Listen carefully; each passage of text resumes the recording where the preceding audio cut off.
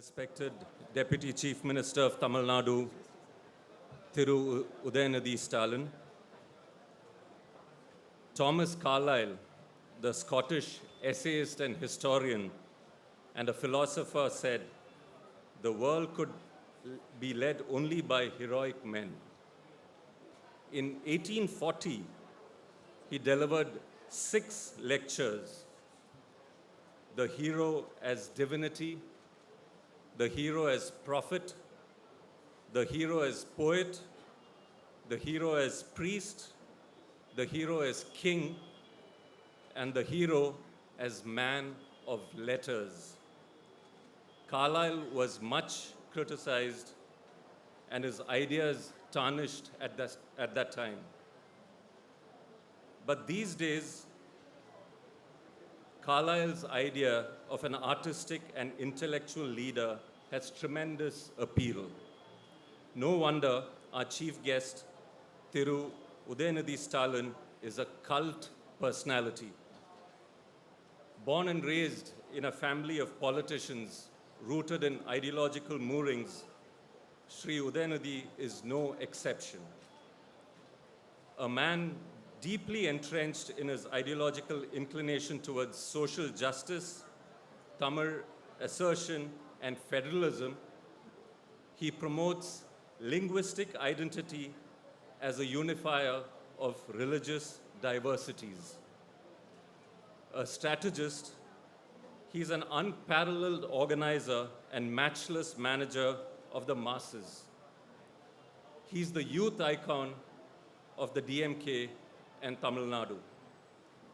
Under him, DMK's youth wing is vibrant and energetic. After taking over as the youth wing leader of DMK in 2019, he slowly built it parallel to the party's parent body. The youth wing's average age was 45. Thiru Udhayanidhi traveled across the state, and now it has over 25 lakh members between the ages of 18 and 25. His ideas to mold the next generation doesn't stop with getting him enrolled into the party. With the aim to take the party's ideology to younger generation and inform them about the welfare schemes implemented in Tamil Nadu, he's groomed over 100 young orators from across the state, a new initiative that no political leader would ever think about. Not just that, he wants the next gen to have oratorial skills that draw references from ancient Tamil literature and the modern day theatre of Dravidian leaders. In 2021, when he brandished a brick in his hand going around the state campaigning for the DMK, he took on the central government and the leadership in Delhi with a stern voice. He pointed out at an unfulfilled promise of constructing an AIIMS hospital in Madurai. The AIIMS hospital premises in Madurai is yet to come up. Probably he has to tell us where that single brick is. If he still has it with him or given it for constructing the AIIMS hospital in Madurai. We at Manorama are delightful and thankful to Thiru Udhayanidhi Stalin for specially joining us at Hortus, and he will talk today about the literary and linguistic ethos in Dravidian politics. On behalf of Manorama and Manorama Hortus, please join me in welcoming Thiru Udhayanidhi Stalin.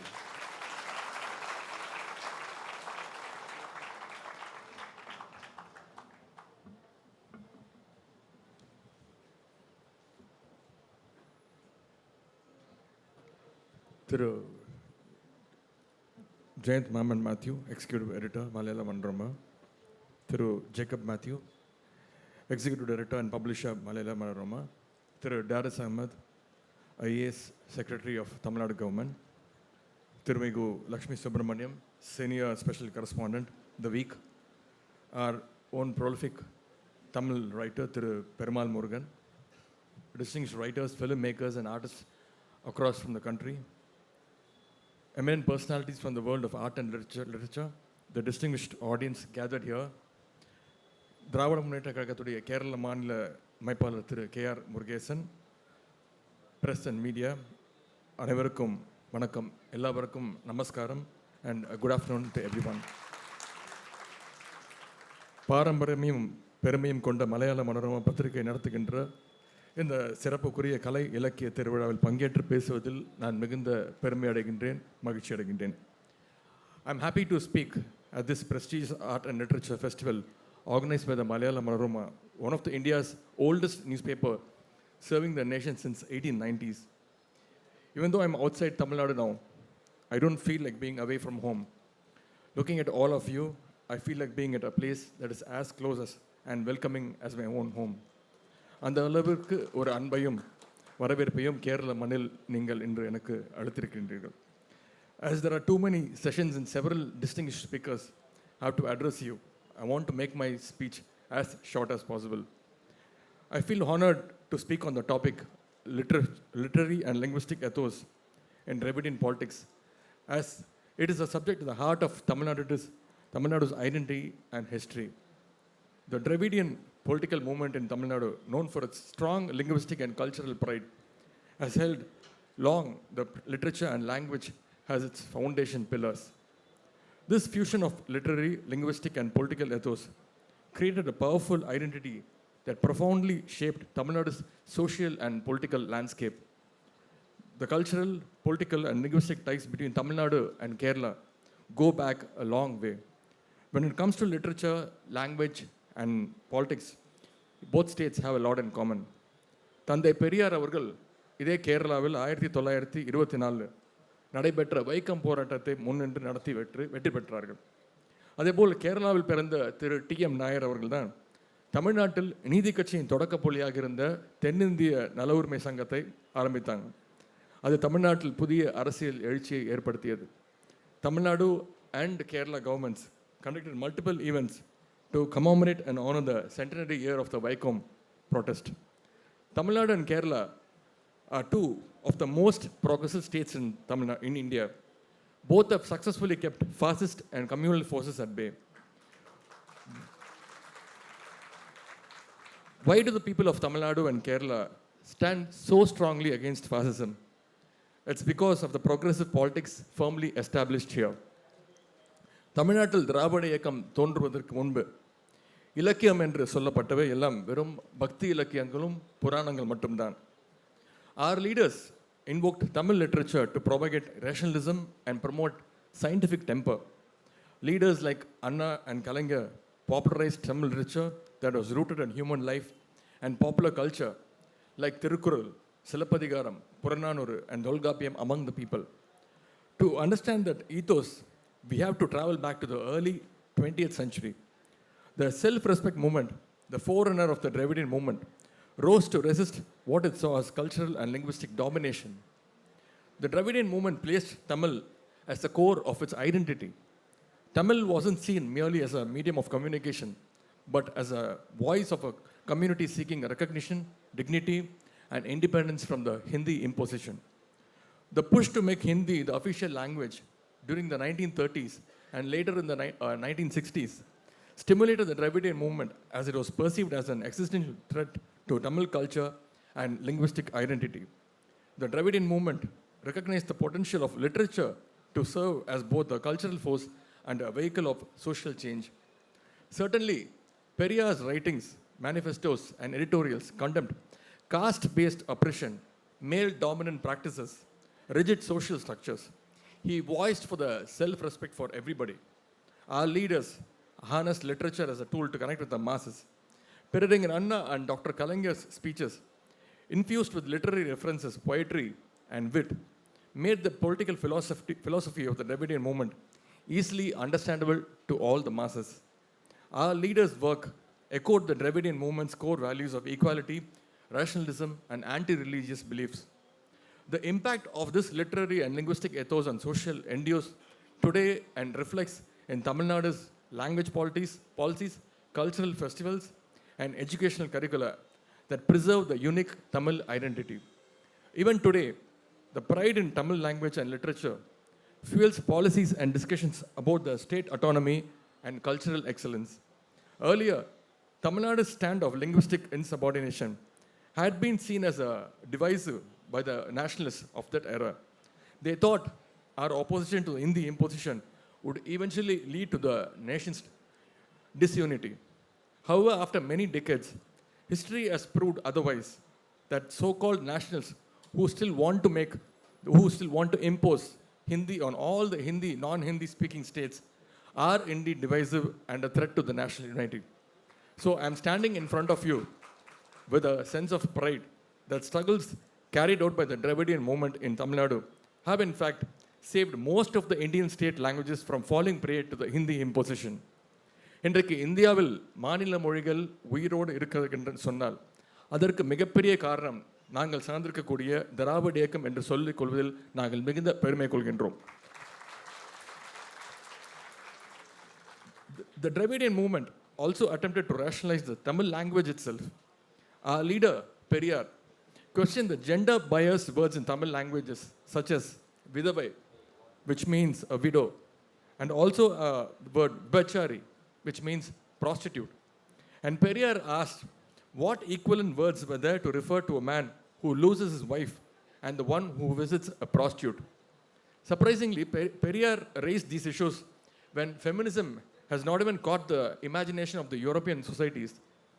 The Dravidian politics questioned all the pre-existing interpretations over Tamil literature, and it introduced fresh and progressive meanings. This is the main reason Tamil has become a political weapon of the Dravidian movement, with which it was able to rally large numbers of people, particularly the working class. As Dravidian leaders expanded the reach, Tamil cinema became an influential platform to amplify the Dravidian ideology. Before 1950s, Tamil cinema was heavily Sanskritized and released with anti-scientific themes. That era's cinematic language was accessible mainly to the upper caste and the affluent audiences. Downtrodden people watched cinema, but they hardly understood anything. It was the advent of the Dravidian movement that changed the situation. However, later, after the 1950s, cinema emerged as a dominant medium for political messaging, with movies delivering socially conscious narratives and dialogues that resonated with the masses. Dialogue writing became an art form through which the political ideals could be seamlessly woven into entertainment, achieving unprecedented reach among both the urban and the rural audiences. Peraringer Anna's movie, Velaikari, which means the servant maid, a drama that laid bare the injustice of caste and class, resonated with audiences and showcased Tamil literature's potential for societal transformation. Dr. Kalangar's famous movie, The Parasakti, reshaped the screen language of Tamil cinema world. Dr. Kalangar infused his screenplays with messages that challenged caste hierarchies, advocated for rationalism, and questioned traditional authority. His use of culturally resonant dialogues made the Dravidian ideology relatable and impactful, paving the way for political aspirations through the emotional power of cinema. Before entering politics, as you all know, I had a small stint in the Tamil film industry. The Tamil film industry is doing business as billions now. Similarly, we have a very thriving film industry in Kerala. In fact, I like most of the Malayalam films being made in the recent times. Likewise, Telugu and Kannada film industries are also performing very well. But think for a moment, does any other language in any North Indian state have spawned a vibrant film industry like in South India? The answer is a very big no. Almost all the languages spoken in the North Indian states have given way to Hindi. As a result, they have only Hindi films, that is Bollywood. Mumbai is extensively producing only Hindi films now, not Marathi films, not Bhojpuri, not Bihari, Haryanvi, and Gujarati films industries. They receive far less attention compared to Bollywood and Hindi films. Sadly, many other states in North India do not even have their own film industry. If we fail to protect our language, then Hindi will take over our culture and erode our identities. அதனால்தான் திராவிட இயக்கம் ஹிந்தி திணிப்பை எதிர்த்ததே தவிர தனிப்பட்ட முறையில் ஹிந்தி என்கின்ற அந்த மொழி மீது எங்களுக்கு எந்த வெறுப்பும் கிடையாது. Let me present you with a situation in colonial Tamil Nadu a century ago. In the cultural domain, those who spoke Sanskrit were held in high regard in the society. Sanskrit denied equality, honor, and progress to the Tamil masses, especially to the lower caste, women, and the working class people. முன்னொரு காலத்தில் தமிழ்நாட்டில் கலாச்சார விஷயங்களில் சமஸ்கிருதம் பேசுவர்கள் தான் அதிக மரியாதை தரப்பட்டது. If someone wanted to become a doctor back then, they had to pass entrance exam in Sanskrit. Is there any connection between a medical exam and the language Sanskrit? A huge no. Just like NEET today prevents students from the rural, backward, and marginalized backgrounds, Sanskrit was once used as a barrier to keep many from studying medicine. It was the Justice Party that eventually removed this mandatory Sanskrit requirement for the medical admissions. In the 1920s, a Sanskrit professor at a Madras University received a monthly salary of rupees 200, while a professor in a Tamil department earned a salary of rupees 70 per month. I think you people might very well know which community would have benefited out of Sanskrit. A significant aspect of the Dravidian movement was its emphasis on the linguistic purity, or it's called a Tani Tamil Iyakam, a pure Tamil movement, which aimed to eliminate Sanskrit influences from Tamil. By consciously developing vocabulary that avoided Sanskrit roots, Dravidian leaders and intellectuals promoted a form of Tamil that reinforced Tamil Nadu's cultural autonomy. Thandai Periyar launched a vehement propaganda against the Sanskrit supremacy, which was forced upon the Tamil people in their ritual and cultural activities. However, at the same time, Thiru C. Rajagopalachari's government decided to introduce compulsory Hindi in the schools in the 1937. Periyar predicted that they were imposing Hindi first with the aim to bring in Sanskrit subsequently. Hence, Periyar announced agitation against the move to introduce Hindi in the schools. This protest started in 1937 and continued till 1940s. This protest succeeded in preventing Hindi imposition. This is famously called the first Tamil language struggle. தமிழ்நாட்டில் ஹிந்தி திணிப்புக்கு எதிராக 100க்கும் அதிகமானவர்கள் தங்களுடைய இன்னுயிரை நீத்தார்கள். அவருடைய தியாகத்தை போற்றும் வகையில் ஒவ்வொரு ஆண்டும் ஜனவரி 26ஆம் தேதி திராவிட முன்னேற்ற கழகத்தின் சார்பாக மொழிப்போர் தியாகிகள் தினம் பொதுக்கூட்டங்கள் ஒவ்வொரு ஆண்டும் நடத்தப்பட்டு வருகின்றன. மொழிப்போர் தியாகிகள் நினைவாக மணிமண்டங்கள் கழக அரசு கட்டியுள்ளது. அதுபோல் அவருடைய குடும்பத்தாருக்கு ஓய்வூதியம் வழங்கப்பட்டு வருகின்றது. தமிழ்நாட்டுடைய முக்கிய சாலைகள் மேம்பாலங்களுக்கு மொழிப்போர் தியாகிகளுடைய பெயரை முத்தமிழ் கலைஞர் அவர்கள் சூட்டியுள்ளார்கள். Even last month, Doordarshan's Tamil Nadu division, DD Tamil, hosted a Hindi month celebration. Our Tamil Nadu governor, Thiru R.N. Ravi, also participated in it. Our party, DMK's student wing, held an agitation before the DD Tamil office in Chennai. Our Dravidian model government's Honorable Chief Minister, Thiru Muthuvel Karunanidhi Stalin, came down heavily on the governor because the governor had the history of evading Dravidian ideologies. The DMK continued to champion the Tamil pride in the face of policies seen as a threat to the Tamil identity, such as the new education policy and initiatives for centralized education standards. These policies, such as the NEET, undermines Tamil Nadu's autonomy, leading Dravidian parties to reinforce the commitment to Tamil pride as both a cultural and political stance. The modern Dravidian ethos continues to invoke figures like Thiruvallur, the legendary Tamil poet, as symbols of the regional pride and cultural depth. However, the fascists steal our poets also by coloring them with saffron. The Dravidian ethos is also reflected in Tamil Nadu's language policies in educating and public life, maintaining a strong focus on Tamil as the state's principal language. All the political parties in Tamil Nadu, except the BJP, need to emphasize the two-language formula introduced by the DMK in order to survive in the Tamil Nadu political landscape. You may remember the Tamil Nadu Governor R.N. Ravi refusing to read the word Tamil Nadu in the state assembly, and instead he used the word Tamilagam. However, our Honorable Chief Minister, he boldly passed a resolution inside the assembly, rejecting what was read by the governor and accepting what was originally written in the speech prepared by the Tamil Nadu government. This sentiment, this emotional bond with our language, literary works, will continue forever. The states of Kerala and Tamil Nadu have a deep love towards our culture. We both of us face a threat from the BJP, which is trying to impose its vision of one nation, one election, one culture, one language, one food, one dress code, and one religion, on us and all other Indian states. Let us join hands and stand together to protect our languages, our cultures, and our literature from all the states in India, especially from the fastest force of the BJP. And I want to tell you that I still have the brick safely with me. And whenever the union government is allotting the fund, I'm ready to give it to the government. And in conclusion, I'm proud to say that I come from this Dravidian legacy. I represent the idea of Dravidian life, and I will do it till the end of my life, whether we are in the power or not. Thank you for this opportunity. Andri, Vanakkam.